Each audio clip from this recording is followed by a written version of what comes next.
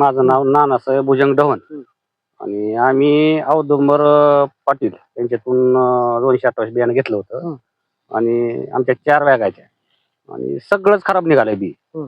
तर आता पेरून आता आमच्या इथं पेरा येत नाही. आमच्या इथं आता आमच्या इथं जायला आमच्या शेतात जायला रस्ता नाही बरं का. आम्ही पेरू शकत नव्हतो आता आणि आमची पूर्ण नुकसान झालेली आहे. तरी काय घडलं? बियाणंच उगवलं नाही, कसलंच बी उगवलेलं नाही आणि पूर्ण लॉट खराब निघालाय. इथं 100, 80, 90, 100 बॅग खराब निघाल्या त्या. तर आमचं म्हणणं आहे की कंपनीवाल्याने आम्हाला भरपाई द्यावी. आम्ही कंपनीवाल्याला फोन केला असता, त्यांनी काय सांगितलं, तुम्हाला काय करायचे ते करा, आम्ही वरपर्यंत आमचा हात आहे, तुम्ही आमचं काय वाकडं करू शकत नाही. ही भाषा आहे. माझ्याकडे मोबाईल मध्ये रेकॉर्डिंग आहे त्याची. त्या कंपनीच्या मालकाला आम्ही फोन केला असता, आम्ही फक्त त्यांनी म्हणलं होतं मागातल्या 4 दिवसाखाली की आम्हाला तुम्ही पेरणीचा खर्च द्या, आम्ही पेरून घेता. त्यांनी अजिबात खर्च दिला नाही.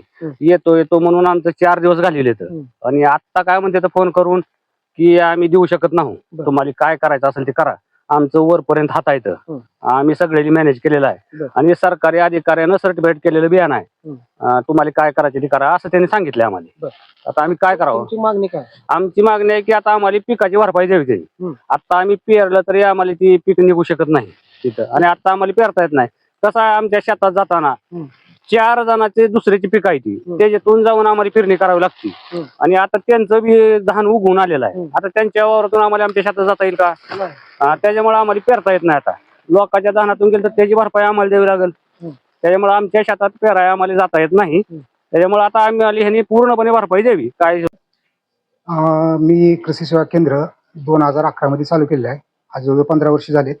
आत्तापासून कुठलीही काही तक्रार नव्हती, पण यावर्षी मी ओडेसे कंपनीचं बरंचसं बियाणं किंवा बऱ्याचशा लॉटचं बियाणं आलं.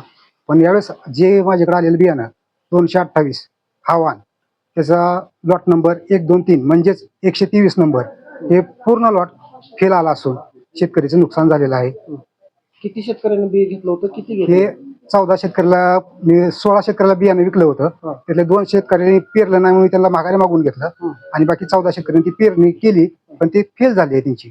कंपनीशी काय तुम्ही बोलणं केलं? कंपनीशी मी लगेच त्यांचा माणूस बोलवून घेतला, त्यांना ते दाखवलं. कंपनीचा माणूस आला होता, त्यांनी सांगितलं की आपण त्यांना बॅग देऊ, पण शेतकऱ्याची मागणी अशी आहे त्यावेळेसची, त्या 2 दिवसाखालची, की आम्हाला खत बी आणि पेरणीचा खर्च द्यावा. पण कंपनीने फक्त बॅगच पाठवून दिले. बॅग पाठीमागे दिसते तुम्हाला. तुम्ही सगळे गावाचे संबंध आहे, तर तुम्हाला आता मोठा त्रास सहन करावा लागतो. होय. काय काय म्हणजे काय भूमिका तुमची? नाही, हा मानसिक त्रास तर आहेच, पण कंपनीनं ही त्यावेळेस जर भूमिका पटकरून घेतली असती तर हा त्रास बी मला झाला नसता आणि मला दुकान चालवायला अडथळा झाला नसता. किंवा ही माझे शेतकरी बंधू आहेत गावातलेच, कारण मला बी गावातच दुकान चालवायचं. माझं काजळा गावामध्ये दुकान आहे.